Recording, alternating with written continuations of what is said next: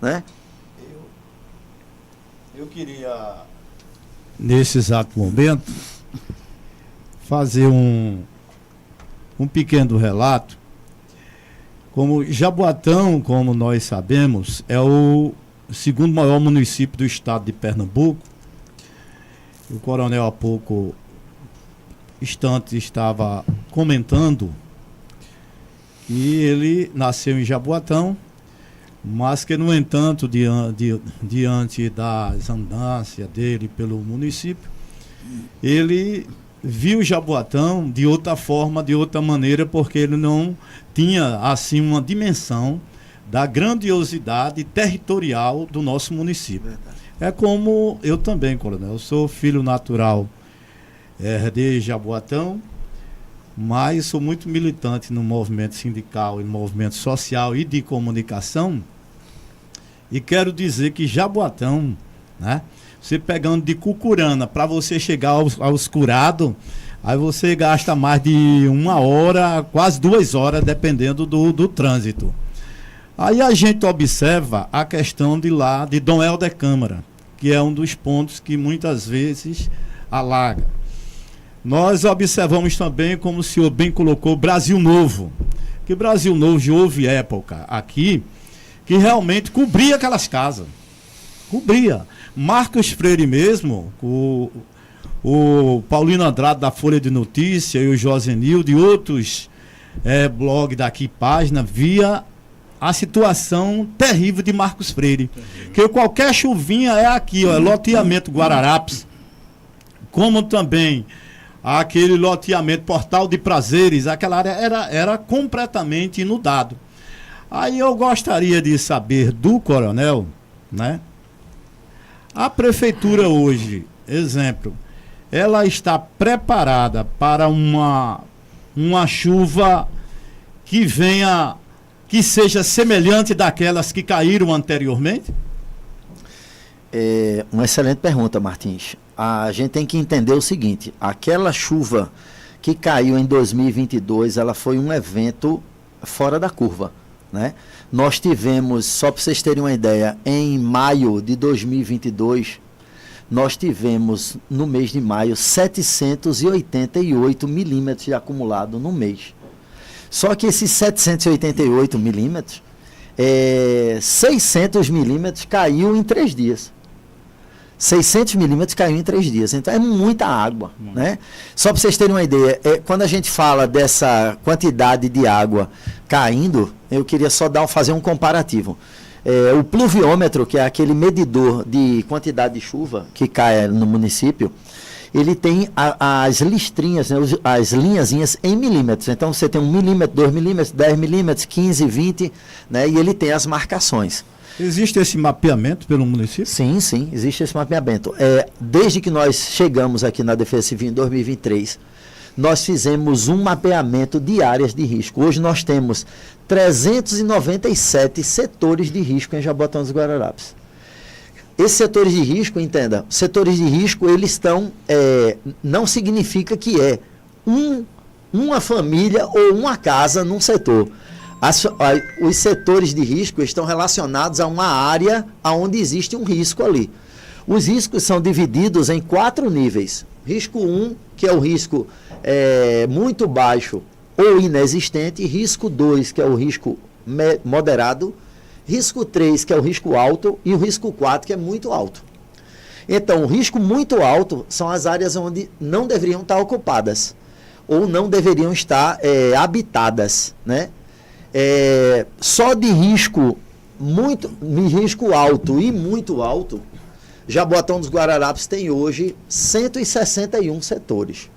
Tem setores de Jaboatão que nós temos 1.500 pessoas morando num setor desse, num setor, né? Então, assim, são entre 20 a 25 mil pontos de risco. São aproximadamente 200 mil pessoas morando em área de risco em Jaboatão dos Guararapes. Então, assim, é uma dimensão muito grande, como você muito bem colocou aí. Jaboatão é o segundo maior município em população do estado de Pernambuco. E nós temos uma característica em Jaboatão, assim, muito peculiar.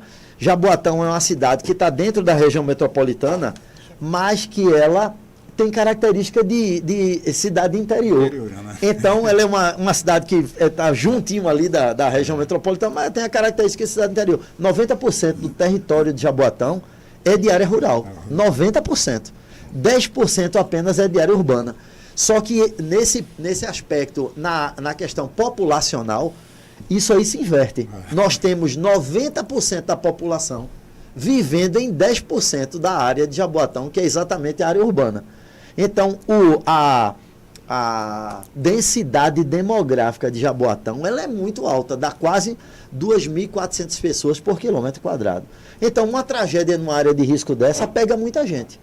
Então, dentro dessas ações, o que nós temos visto é que, desde o ano de 2023, o prefeito Mano Medeiros ele tem implementado várias ações para minimizar esses riscos. Existe uma linha do governo federal, né, que ele diz o seguinte, ó, não adianta eu tentar tirar a pessoa da área de risco para colocar ele no outro lugar, porque a tendência dessa pessoa, por uma questão de uma característica que eles chamam de pertencimento. Ele nasceu num lugar, por exemplo, ó, deixa eu fazer um comparativo, né? Marcos Freire, tem gente aqui que já é grande, já é adulto, e nasceu aqui, e o pai dele veio viver aqui mais novo, né? E ele, se você disser assim, ó, tem que sair aqui de Marcos Freire para poder ir para outro canto, ele não vai conseguir viver em outro lugar, mesmo que seja em Jaboatão. Então, esse poder do pertencimento, ele faz com que não adianta tirar as pessoas do lugar. O que adianta é a gente tentar dar segurança para as pessoas aonde elas moram.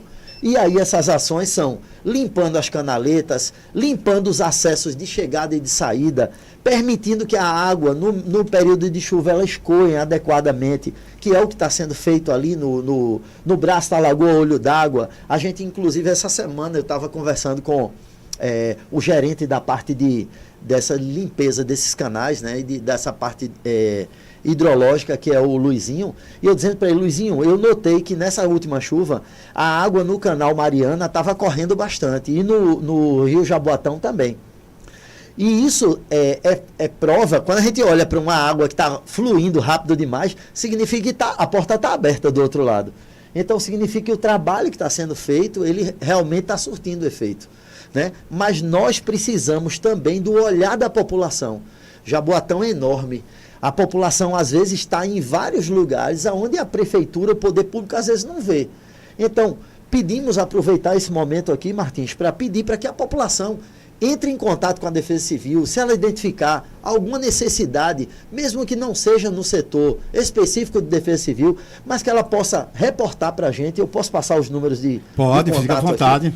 Nós temos dois números, o 0800 281 299, é o da nossa sala de emergência, essa sala é 24 horas. Inclusive, eu convido toda a bancada aqui para ir visitar a nossa sala de emergência, um centro de operações de emergência. Jaboatão, ele é pioneiro nesse tipo de centro, né? Outros municípios hoje já têm, mas Jaboatão foi pioneiro em montar um centro de operações de defesa civil, e isso é importante, que seja valorizado, que seja visto, né? Nessa nossa sala, nós temos acesso a 27 estações meteorológicas. Essas 27 estações meteorológicas, 16 estações são nossas, de Jaboatão. Jaboatão é o município que mais tem estação meteorológica. A Agência Pernambucana de Águas e Climas, ela tem 11 estações meteorológicas aqui, dentro do município. E essas estações a gente começou a notar que, por conta de manutenção, em alguns momentos, algumas estações elas não ficavam ativas para trazerem informação para a gente. E aí o que foi que a gente fez? A gente, com recurso próprio e autorizado naturalmente pela prefeitura, a gente começou a adquirir estações meteorológicas. Nós adquirimos em 2023 6 estações e em 2024 nós adquirimos mais 10 estações. Essa semana, hoje de manhã, nós estamos com um técnico vindo de São Paulo. Ele está localizando, a gente vai adquirir 3 estações hidrológicas. O que é essa estação hidrológica? Ela tem um laser que ela mede a subida da altura do rio. E aí ela vai disparar para a nossa sala de emergência alertas. Então, o nível começou a subir, aí passou do nível normal, que é o que eles chamam de atenção, ela já vai disparar na nossa sala. Ó, atenção. Aí eu disparo os alertas para a população. Eu aviso as rádios, eu aviso as igrejas, a gente sai pulverizando a informação para que a população não se sinta traída na informação de ninguém me avisou que a água estava subindo, né? Então, isso aí são ações que estão sendo feitas e estão acontecendo, né? Nós estamos também só colocando também como teste um sensor de tempestades em Jaboatão. Vai ser o primeiro município que vai trabalhar com isso.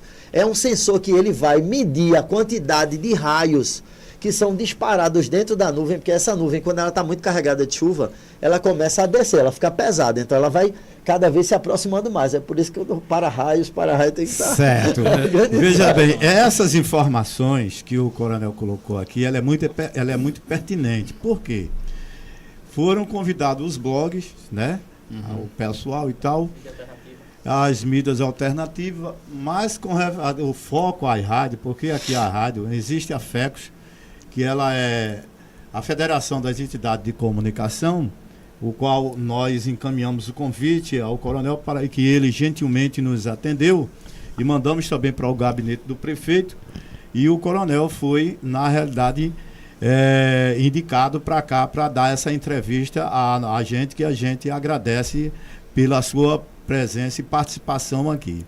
Agora seria interessante nós fazermos uma interação com as rádios comunitárias, que muitas vezes as pessoas têm um olhar na rádio comunitária assim como uma coisa menor, né? Mas é uma coisa que realmente não chegasse à população. É o contrário. Porque a rádio comunitária, ela chega em onde muitas grandes mídias, elas não chegam. Por quê? Porque exemplo, o povão, né? Aquelas pessoas lá da comunidade Dona Maria, Seu José, aquelas pessoas lá do Corte, do Alagado, ela escuta a rádio comunitária. Aí seria interessante, quando o coronel já coloco aqui, já deixo aberto, eu, enquanto presidente da Federação das Entidades de Comunicação, eu já deixo esse espaço aberto. Muito obrigado. Entre Muito obrigado. A Defesa Civil e todas as rádios comunitárias, só é nos acionar. E, a exemplo, esse convite mesmo, se vocês fizeram aí com a imprensa e tal, se mandasse um convite para a federação, eu já convidava também todas as rádios comunitárias para que elas participassem desse encontro, desse movimento, sabe? Então é importante essa interação, essa parceria, para que a gente possa dar a nossa humilde contribuição no processo democrático. Martins, Só um minutinho, professor, só Paulino concluir fazer a pergunta dele.